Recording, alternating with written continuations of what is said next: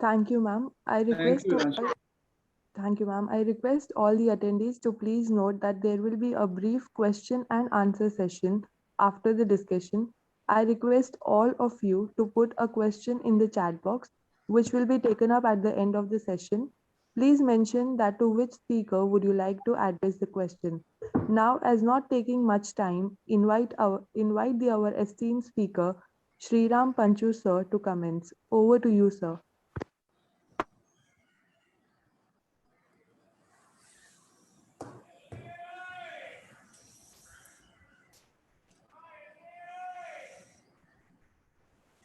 Good morning, everyone.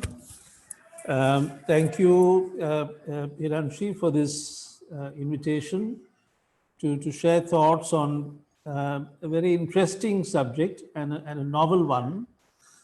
It's a pleasure to share this platform with Mr. Madhavendra Singh, who is, in a very critical position and ministry in India.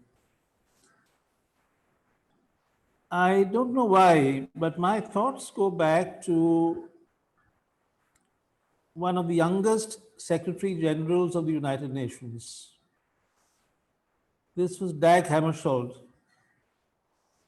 He was appointed Secretary General in 1953 at the age of just 47. And during his second term, he died in a plane crash en route to negotiate a ceasefire in the Congo and to mediate an end to the civil war between the Katanga state, which was seeking to break away from Belgian Congo. It was said widely that this was not an accident and that the plane was brought down by foul play. But I was a very young boy at that time, but the thought always stayed with me of this very senior officer who undertook a risk to his life, who wanted to secure the international body, the UN's independence from Washington and Moscow, as well as the old colonial powers, and who strove desperately to bring out peace and lost his life. And to my mind, I think he is one of the great Secretary Generals of the United Nations.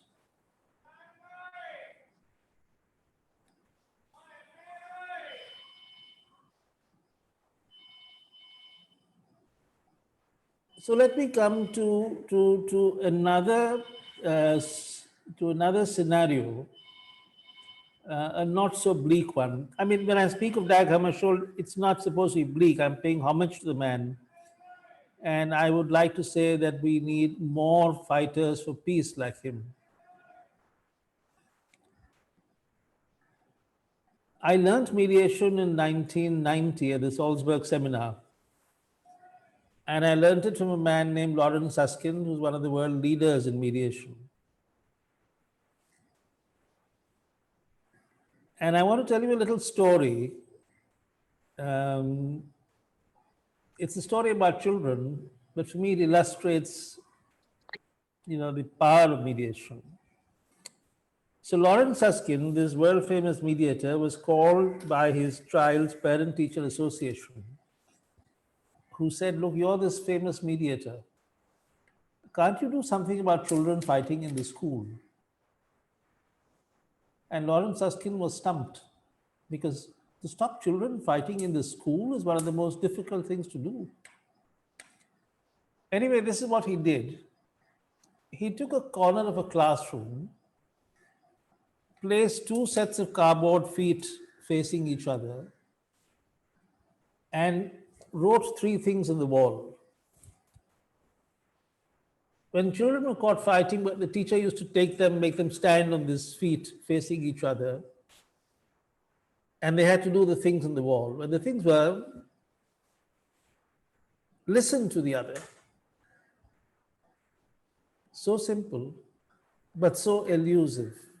We don't listen. Nobody listens to the other when they're fighting. Children don't listen, and adults don't listen. So the first job of the mediator is to make each side listen to the other. And the second thing was, think of something good for you and good for the other. So for the child, it may be, okay, I'll give you my baseball bat today and you'll get me a football tomorrow. And it's the same thing for adults. Over my many years of dealing with conflict, I can tell you one thing, that in every conflict, you will find some things good for one person and some things good for the other. And if people can focus on that, on this question of, how can we resolve this to make our lives better, there are always answers. And that is for people, for companies, for organizations, for states, and for nations. In every conflict, there is a seed of a solution. And the third was, shake hands before you leave, because you must always have something which signals the end of a conflict and back to normalcy. But it's not just this which is important. What's really important is the following part. That for some time the teachers had to catch the children and take them to these cardboard fields. But after some time, a fight would break out, and without the teacher getting there, one child would tell the other, let's go to the feet. Now, that let's go to the feet is really, I think, a tremendous magic moment in the life of a child. Because a child has realized that when I have conflict, I'm not incapable of resolving it. I don't just have to make it worse. I don't have to keep fighting. There is another way I can handle conflict.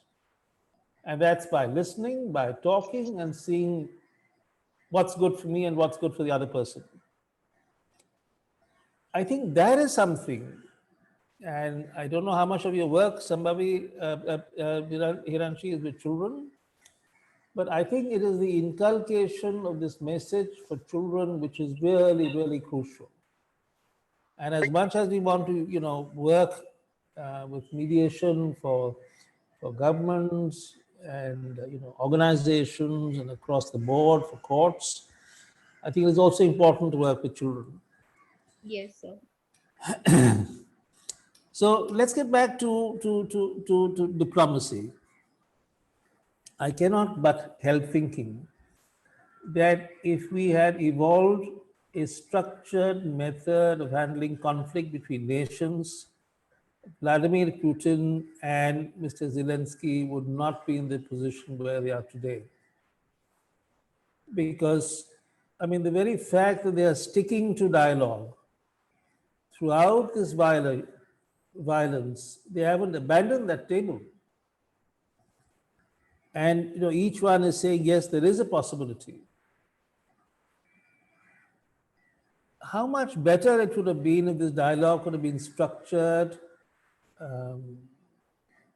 with a more powerful, a more prominent institutional role, if it had been structured to take place earlier, if it had been structured with experts running it, doing the background work, and structured so that in point of time, dialogue precedes violence. Not that we have to scamper for dialogue after violence has taken place. And if there is one institutional norm, code of conduct that the world needs, it should be this. That nobody can force you to abandon, your decisions or thoughts or whatever, leave aside embargoes and sanctions. But that if you do not take the path of dialogue before you take to violence, that must be a very, very stringent fallout for any country. And hopefully in future, something like that will evolve, that a kind of a consensus, a binding, a commitment, which we mandate on people, that never, never resort to violence before you have exhausted dialogue. And once you do that, dialogue is always productive of answers, and I will tell you why.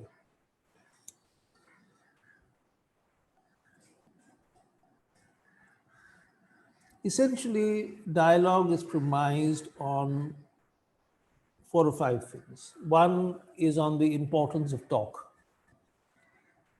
Talk is important because talk, by its very nature, signals hope.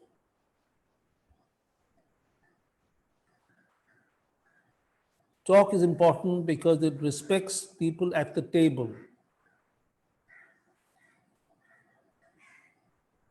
Talk is important because it is guided. The classic thing about a mediation is that while parties may be very reluctant to speak fully, sorry. Can I have a few moments of yours, sir? No, I'm sorry, I'm in another meeting. I'll call you back in a minute, in about 10 minutes, Mukhudan.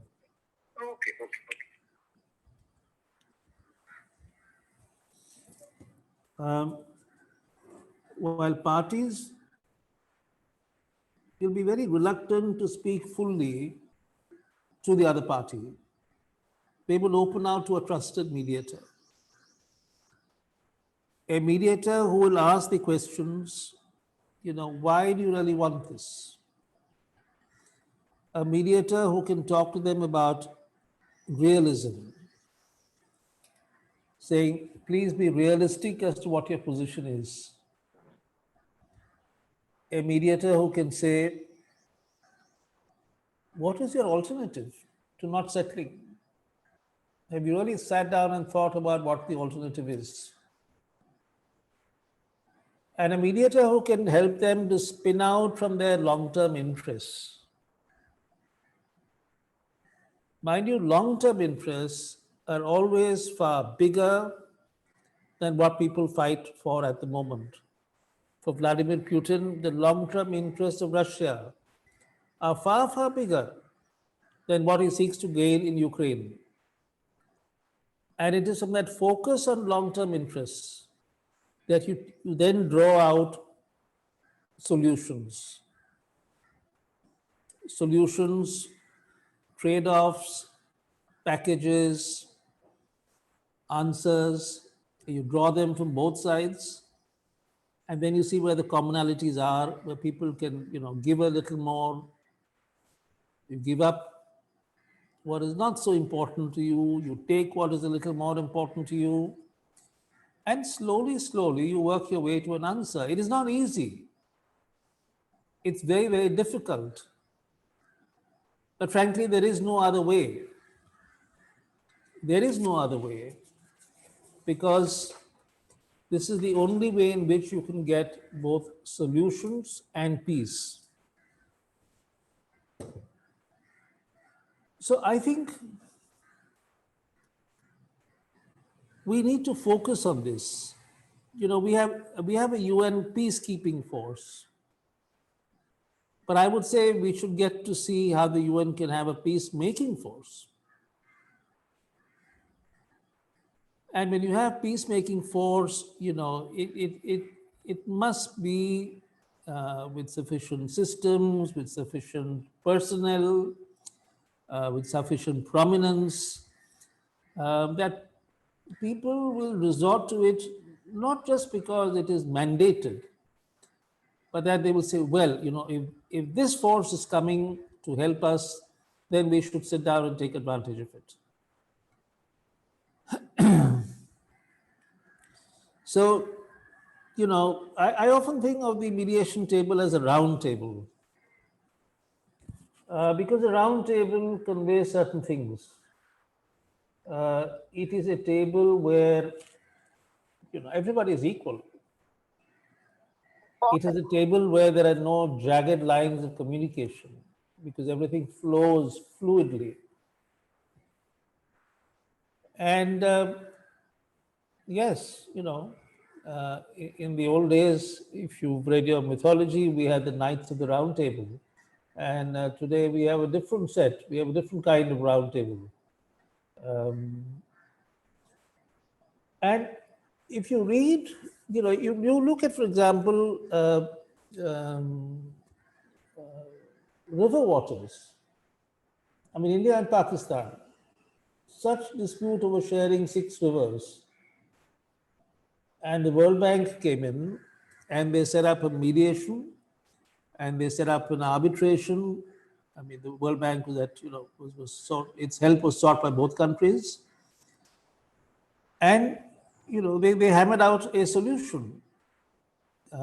It's had its difficulties. There have been complaints of,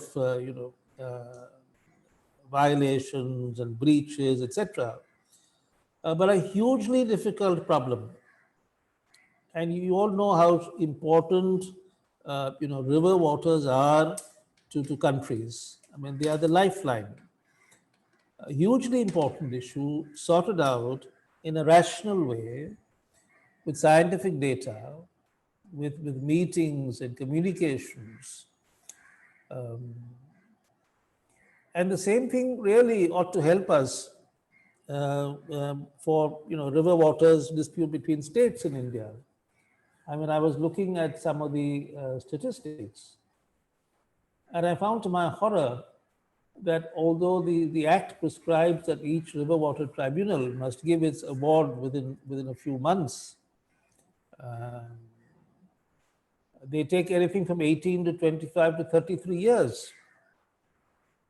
And that's because we don't have a system of getting states across the table to talk. In part, this is, I think, because in the old days, I think politicians had more of a gift of reaching across the table and talking to each other. Today, perhaps they do not have that. Many politicians do not have that. And therefore, we must have other systems of enabling people of different states to sit across the table and talk to each other and see how they can find solutions. Always that search for a better understanding. Even if it doesn't lead to a result immediately, it doesn't matter. It will create a groundswell of trust, of shared understanding, and it will always better things. I was doing some reading on Kashmir, and I was amazed by the fact that the UN mediator in 1953, I think, um, I mean, he came so close in terms of demilitarization and reduction of numbers of peacekeeping. He was saying, look, tell Pakistan, don't have 6,000, have 4,000 across the line. And for India, please reduce it from 21,000 to a few thousand less. And his efforts were not crowned by success. But reading that taught me one thing, that if you don't settle now, the problem is going to get much worse later. And the numbers that you will then talk about are not a couple of thousands. The numbers you will then talk about are a couple of lakhs, and the incremental damage would have been so much more. So I think, this is a very, very interesting subject that you have got us to speak about today. And really, it strikes me that we should have this interplay between mediation and diplomacy, um, so that diplomats who are really the ones who attend to this at first hand, and they're really the first uh, point to handle conflict. And if some of the mediation philosophy, sorry, if some of the mediation philosophy and practice and skills and techniques, are made available to them, I think it would help. It would help them to handle it better. There are a lot of things, some of the approaches I have mentioned earlier, and these are fundamentally approaches in orienting the thinking of people in such a way that they come to believe that, yes, a settlement is good for us. This focus on long-term interests, on being more realistic, on getting people to generate options. All this is to make them really come to the point where they think, yes, a solution is good for us, and therefore it is in our benefit to make the necessary compromises. That is the kind of state of mind that mediators work to get parties to, and it's never a failure. Any mediation attempt is, I think, always a success. Some of it is a success first shot because you get a solution. Sometimes you get a partial solution. And sometimes, conflicts are so complex uh, that I can only say that every which way counts. I mean, I look at what we did in Ayodhya. We had a settlement not between all the parties, but a settlement between some prominent parties. But I think that was enough for the Supreme Court to see where the drift was and where something was possible and what was really important to each community. So, as I said, every which way helps, every effort helps. We never know where it's going to add up to and how in this cascade of things that should take place before full solution is reached. But the more we engage, I think, in mediative diplomacy, the better it will be all around. Thank you very much. Thank you very much for this opportunity. Thank you so much, sir. It's our honor to have you with on this stage. Now I request you, Madhvendra Singh, sir, to commence with your session. I thank you, Ranshi, and very good afternoon, Mr. Panchu, the organizers, and all the participants. And I really like that. Okay, before I begin, I would just want to state that I'm speaking in my private academic capacity, and my office has no endorsement to this. So I really like the story that Mr. Panchu had narrated about the kids. So we actually learn interdependence when we are kids. And you will realize that all the matured societies have actually evolved to interdependence rather than independence. And when there is interdependence, it is the doctrine of fairness that must exist, that all the participants to that interdependence must know and realize that we are all equals. So that's a fundamental, essential ingredient of coexistence. And in fact, humans have coexisted forever. And a peaceful coexistence is one of the hallmarks of civilized and advanced societies. Not due to the absence of conflicts, perhaps the presence of it. Because you see the differences, the disputes, conflicts are inevitable. So they must not be avoided. In fact, I believe that human interaction is a living organism, and the conflicts and the disputes are actually an evidence of it.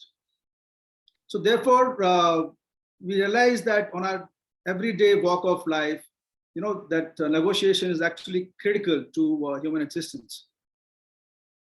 So when it comes to diplomacy, I mean, diplomacy is actually an art and science of maintaining these peaceful relations for mutual growth of everybody who's involved. And as diplomats, they are actually acting as the subject of your sovereign function. So it's very difficult for diplomats to act independent or private, because they are certainly limited in their interactions and negotiations with armed groups, militant groups, for two reasons. One is that if you interact in your sovereign function with these groups, it kind of gives a legitimacy, a kind of acceptance to them. And second is, of course, you are bound by the official caution and the limits of bureaucracy. You're always acting within the four boundaries of your sovereign function.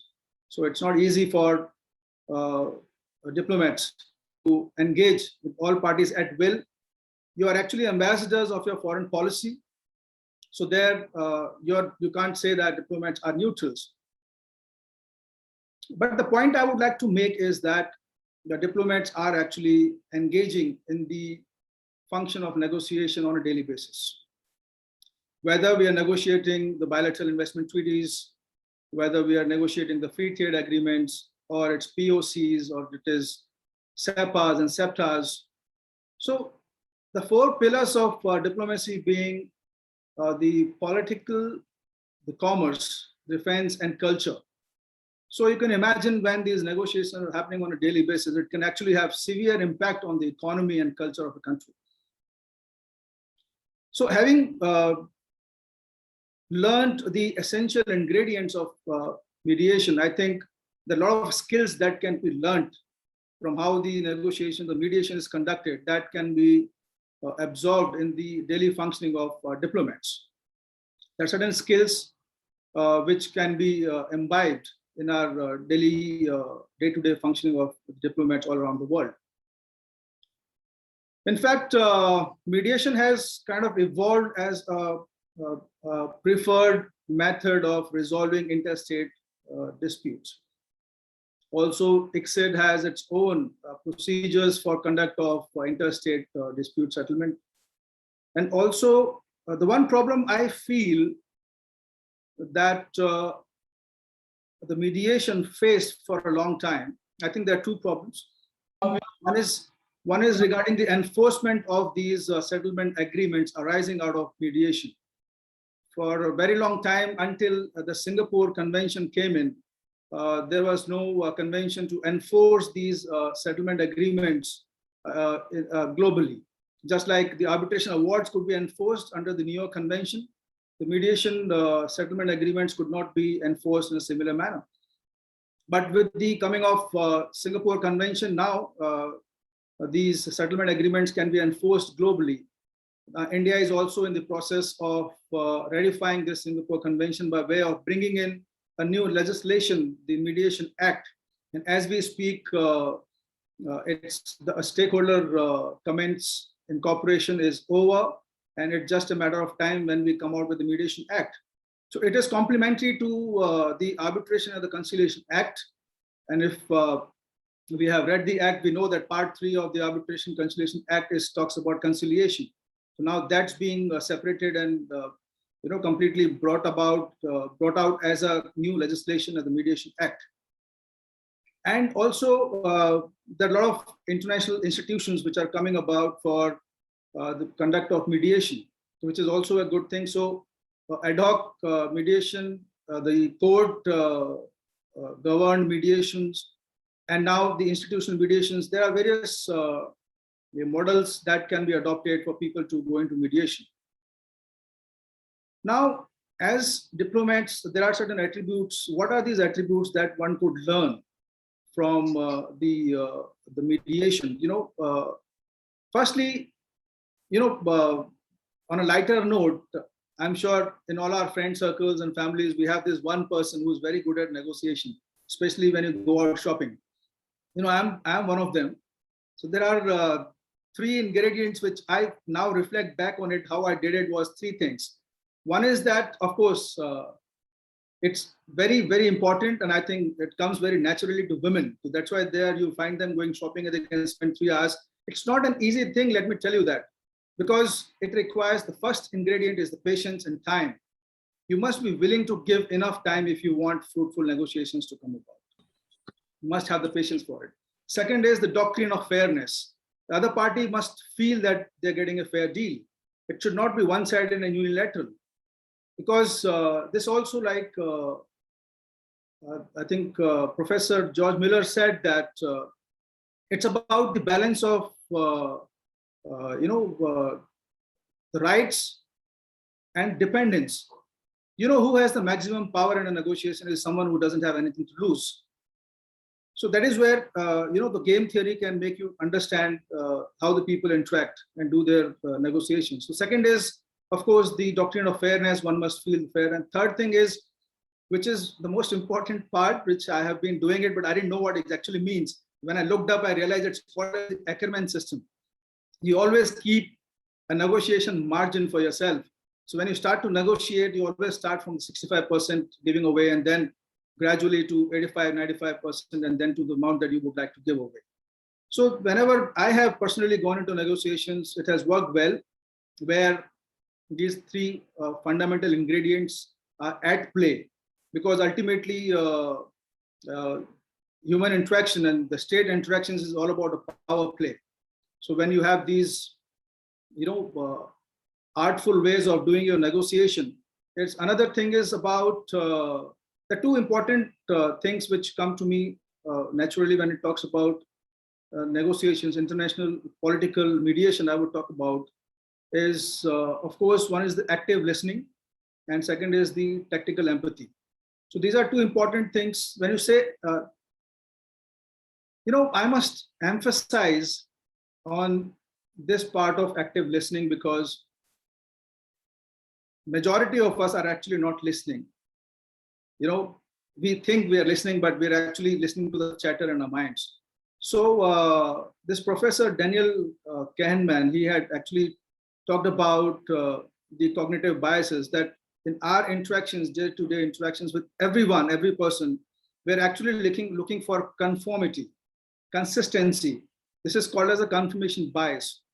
And then, like George Miller said, that at any point of time, a person cannot possibly process more than 7 pieces of information. So when you're sitting in a negotiation, there is a thought process going on in your mind. There's a consistency bias which is at play. There are a lot of cognitive biases which are at play. So you hardly have that time and that bandwidth to actually hear out, listen to the people carefully, what they're saying, what is their point of view, trying to empathize with them, get into their shoes and try to realize, what they exactly want. So we must get rid of this. This takes a lot of practice. We must get rid of the cognitive biases, and we can do that once we are conscious about it. We know that these things happen. We know that I'm looking for a consistency. In fact, paradoxically speaking, it is easiest to come out with a coherent story when you have less knowledge. That's why that acronym came, and that adage came about, that half knowledge is dangerous, because it's very easy to form narratives when your knowledge is not complete. It's not scientific, it's not analytical. So these are the things one must keep in mind when you're engaging with other parties. Another important thing I feel is that you must always do an accusation audit, because even if when you're sitting as a third party mediator or as a party itself, when you're negotiating like a diplomat, you're the party itself. So you are the one who's negotiating. So there is something called as the accusation audit. You know that you must acknowledge, accept, and reiterate the accusations that the other party might have about you. You can't hide them, because then there is no negotiation, because the other party would keep thinking of the bad things they know about you, bad things they feel about you. So you must engage, bring them out, acknowledge, accept, and reiterate that these are your faults, but we were wanting to resolve them. Now coming to the international political mediation, it's very, very important. As I speak, there are certain initiatives being taken up, and I would, in fact, we are looking for volunteers who would support us in creating. This is a UN-sanctioned University of Peace, which is established in South America. Something on similar lines we are trying to create in India also, for track 3, track 2 diplomacy. Now, what is this hierarchical dialogue that I'm talking about is very, very essential. In fact, in Syria, it happened. And I think in one of the African countries also, when they realized that rather than going for the track 1 dialogue in the beginning itself, you would probably engage at track 2. In fact, they came up with something called as track 1.5 also. Track 3 is a grassroots level leadership. The track 2 dialogue would happen at the level of local leaders, various NGOs and independent organizations which are working, and then you can engage with the international parties to basically communicate, understand, and then give an analysis of that for higher negotiations. Then the track 2 is a middle level leadership. The track 2 dialogue would happen between the religious leaders. Like I don't know if Mr. Panchu was talking about the Ayodhya mediation that happened. So religious leaderships, religious dignitaries, the academia, the intellectuals, they form the part of this track 2 level. And then we have track 1.5 dialogue, which comes at national dialogues. We have internationally, in fact, the MEA has 3 international dialogues every year on an annual basis. So these will engage the top leadership, but in an informal manner. Before going to the formal engagement of governments and top leaders, it is advisable that you create these 1.5 track dialogues where you engage at the top leadership, of course, but in an informal manner where you can actually bring out the shortcomings, the ideas, you can brainstorm. And then when you go for the track 1 diplomacy, which is the ultimate and the last resort, so you're well prepared, all parties are well prepared to basically engage. So it is very important that we create this ecosystem also in India where we are engaging with for these kind of, to resolve these kind of disputes at these levels.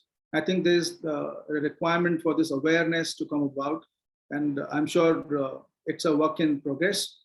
And with leaders like Mr. Panchu, I think there's a lot of awareness that can be created, and we can actually create an ecosystem like that. So now,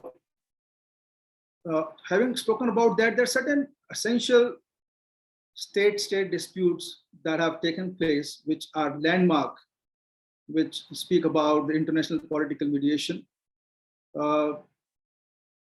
Starting from the Oslo Accords, we know that Mr. Bill Clinton was the president of the United States who brokered this mediation between Israel and the PLO, Palestine, and then came up with the Oslo Accords. So they came to be known as the Accords of Peace.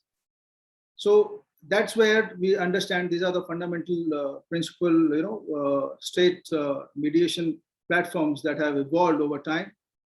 We speak about the Lebanon conflict, which went on for a very long time. And of course, this was also Mr. Kofi Annan, who was then the Secretary General, who was brokered this peace agreement. And it took a great amount of time. Also in the Syria, that conflict still continued to happen, but there was a lot of mediation attempts that were done.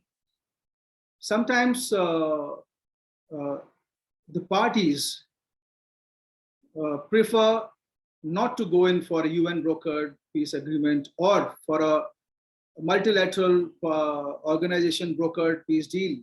Rather, they would want that peace to emerge from within their parties, from the discussion, and from somebody who can be trusted.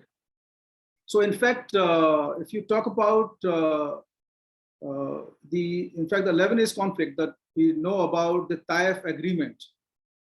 Taif is a city in the Kingdom of Saudi Arabia where these mediation proceedings happened.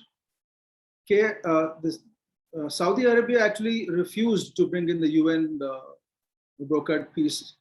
And then they appointed an Algerian diplomat as the mediator, who then went ahead, negotiated for 5 years, that they came up with the Taif agreement. They actually, and most of the time when these state-state mediations conclude in state disputes, they actually go about reforming the complete constitution. So the same thing happened as a result of the Taif agreement in Lebanon. They also came up with a new constitution, and after 3 years from there, the renewed elections with the power sharing agreement new elections were held. Although there are parties who still continue to stay there, but that was one of the best mediation agreements that came about. Now we know the recent conflicts that's going on in Yemen. That's a typical example. Again, in fact,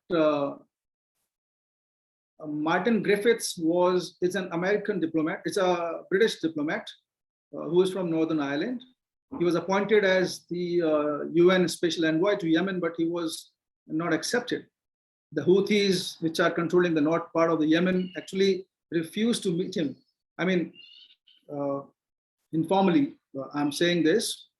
But then UN had no choice, but they had to appoint another US Special Envoy, and that was Hans Granberg, who was actually an EU diplomat, who was an ambassador of EU in Yemen, and the parties trusted him so much that they actually agreed to have him as a mediator and to conduct the mediation. And then the Arab, it's also most of the mediations, state mediations have happened in the Middle East and the African countries. And in the Middle East, we know of the conflicts that are going on, especially with the Yemen and countries like Oman, who is a neutral, parties in these GCC countries, is playing as an important role in mediating these conflicts, and they have a fair amount of success they have achieved so far. So talking about these state disputes, it's very important that the mediators, the diplomats who are the preferred choices of mediators, do learn these, essential ingredients of negotiating, of mediating, and then the three essential pillars on which this mediation process stands is: one is, the consent of the parties. Of course, the parties have to be willing to not only go into a mediation, but also willing to accept the outcome of it. Second is impartiality. That any person who's trying to negotiate or who's trying to mediate must not be seen as a partial person at any cost. This is fundamental. The impartiality is an essential ingredient. And third thing is, of course, the independence. Sorry. So yeah. So having said that, just in conclusion, not taking much time, I must say that disputes are actually tearing apart societies, only because the lack of awareness of accepting them and resolving them. So it's very, very important. Mediation can play an important role in bringing these parties together, and then resolve those disputes, bring them together, because like I said, the interdependence is better than independence. So you can only grow when you're together. But in my concluding remarks, I must say that there are some forces which are at play to discredit ADR as such, that is the alternate dispute resolution.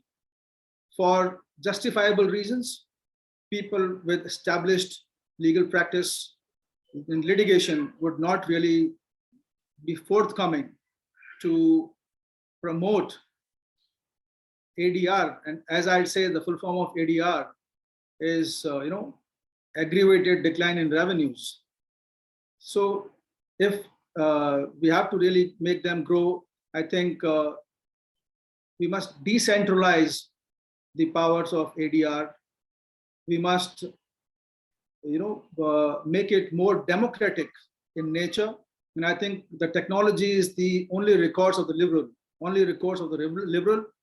The technology must play a very, very important role. In fact, just to mention, like the DAOs, that is decentralized autonomous organizations, many countries are now just doing away with their, the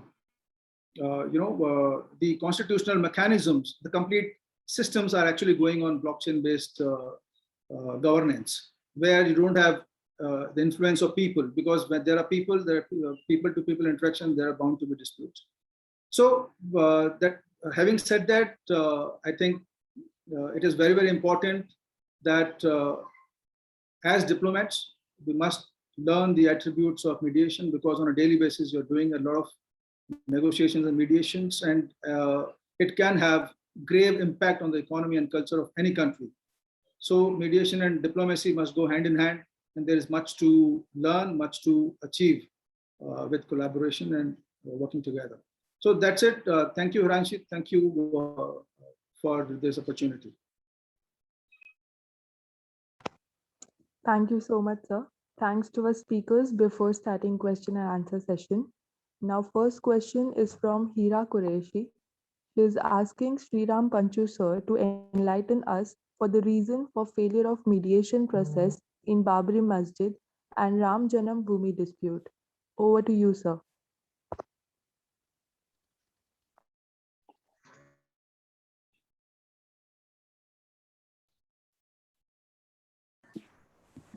I think, Mr. Panchu, you can decide whether you want to take this question. Yeah. You've asked me the one question in the world that I cannot answer.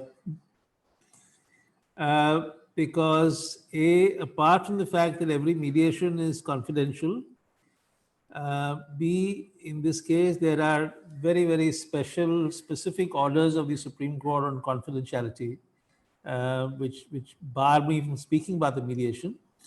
But I will say what I said earlier, that and nobody, including the Supreme Court, really thinks that it's a failure, because during the process of mediation, one engages with hundreds of people and groups, and the effort in that is to bring amongst all of them a better understanding, sense of possibilities, and a wider appreciation of what is at stake and what can be done, and that contributes to, in the long run, to an acceptance of the final result. As you know, after this result over here, contrary to expectations, there wasn't a single outbreak of violence or a single loss of life.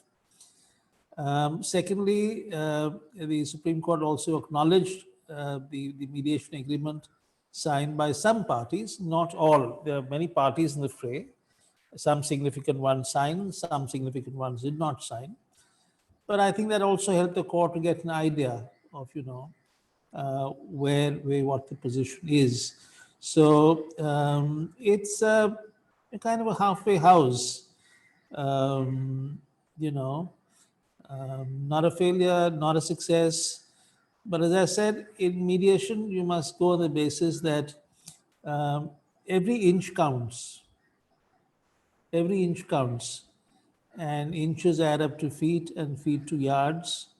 And when you start a mediation, you never think, is this going to succeed or is it not going to succeed? And when you end the mediation and at all points during it, you don't go on the basis of, is this a success or is this not a success? For the mediator, I think the single most important thing is to just understand and live the words of the Bhagavad Gita, that you do your job, you do what you have to, and you let the result be.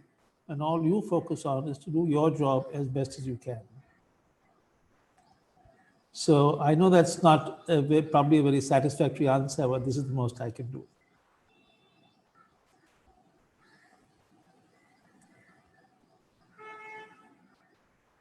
Hello. Sir, now I would like to ask one question to our both of speaker. That sir, what's your suggestion for making the mediation as a tool to flourish the peace and security through preventive diplomacy? How we can do that, sir? I think Madhavendra, please go first on this. Yes, in fact, that's a very pertinent question. So, like Mr. Panchu also said in the beginning, UN peacekeeping forces and UN peacemaking forces. I mean, preventive diplomacy is very, very important, and that's in fact is what these multilateral fora are working on. So, what the mechanism, how it works is that, in fact, this is what worked in Mali, in the state dispute of Mali. That was something that happened. In fact, also in Chile versus Argentina. This was about the Beagle Channel.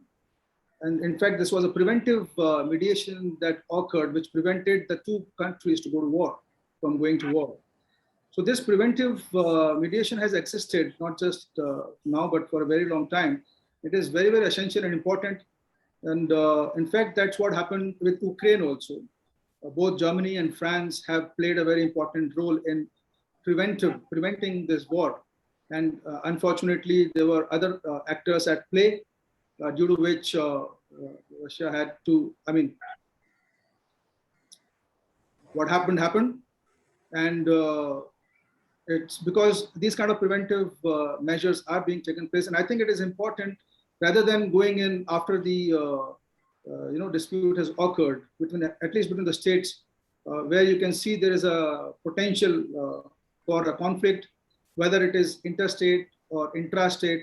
There are a lot of peacekeeping organizations internationally. I think there's one DP, there's one in Germany. There are UN, sanctioned organizations also, which are working towards identifying these potential areas of conflict and then implementing these preventive diplomatic measures to basically prevent them from going to war. So, sir, Yeah. as to how to identify, and first thing you said the conflict.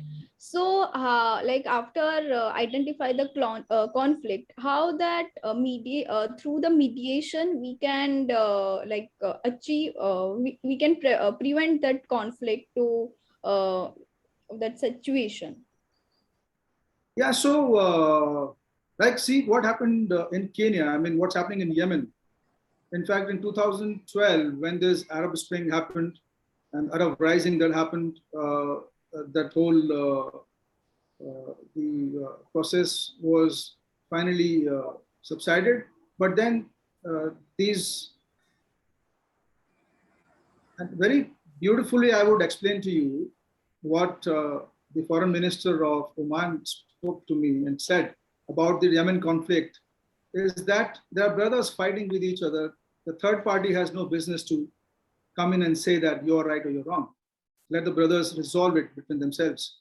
So that's how understanding must come about. And when we realize, I mean, the parties themselves can initiate a peace process, realizing that there is a likelihood of a conflict. International parties at play can realize there is a potential conflict that may arise. They can go in for this kind of preventive mediation process before actually they go into a full-fledged conflict. And UN missions, there are a lot of UN missions which are present in all the states around the world, and there are peacekeeping missions also. Then there are other humanitarian organizations which are working towards humanitarian issues. They themselves realize that there is a potential conflict that may arise to a larger extent. So realizing that and seeing that they may emerge into a potential big conflict is the right time when they can actually refer these matters to international political mediation and to international organizations, multilateral fora. And I'm sure there are enough mechanisms to address those kind of conflicts in advance. If I can just add to that, I think it's also a question of greater focus. That in the mind you must have this thing that there is an important preventive diplomacy pin, and it must be placed on the map, and that's got to be focused on with as much importance as you give to curative aspect post conflict. And really, again, it's not something which is just okay, we have to go through this process kind of thing. It is something which requires careful planning to see who are the actors. Are we doing state 1, 2, or 3, as Madhavendra said? Who are we getting into it? Who are people who can be trusted? What is upfront? What is backroom? So it's really, I think, also the recognition that this is extremely important.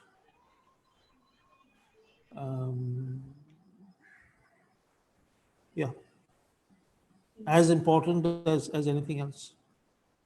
No, sir, I just understood your concept. Over to you, Sana. Yeah, thank you so much, ma'am. Ma'am, now next question is from KG Gopala Krishnan to Mr. Singh. He is asking, what is the process to associate with the initiative which you are seeking volunteers? Sorry, Sana, you will have to repeat that to me. Yeah, sure, sir. So, Mr. Singh is asking, what is the process to associate with the initiative for which you are seeking volunteers? Okay, okay.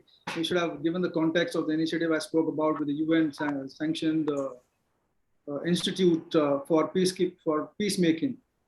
Yeah, so you can reach out to me separately. I mean, Hiranshi can share my email ID. And we are basically seeking like-minded people with good skills of mediation and negotiation for furthering these attributes of diplomatic engagement with international communities and for bringing about an overall atmosphere of peace. So we can discuss about it offline. All So here, right. I think that should be it. I think we've already reached 1 hour limit. Excuse me, can I, that's a very important question. Myself, Sandeep, can I ask for Mr. Panchu, sir? Yes. Sir, actually, I would like to know after completing LLB, what are the options for career in ADRs, either arbitration or mediation? Preferably for someone like me who would prefer not to practice law full time, not to take sanad and enroll in the bar council. So, what are the options? I come across a lot of youngsters these days who say, I don't want to get into law practice. I am 51, sir, just for your information. Well, that's Excuse not for right. that. I'm 70. I'm still practicing law. Even Okay, let's take it that you're 51 and you think it's a little late to join the bar. Fine. I mean, arbitration is an option. Mediation is slowly becoming an option. I say slowly because I think we have just finished stage one, where largely it has grown through the court annexed process. Now we are, trying to make mediation become wider, to move it into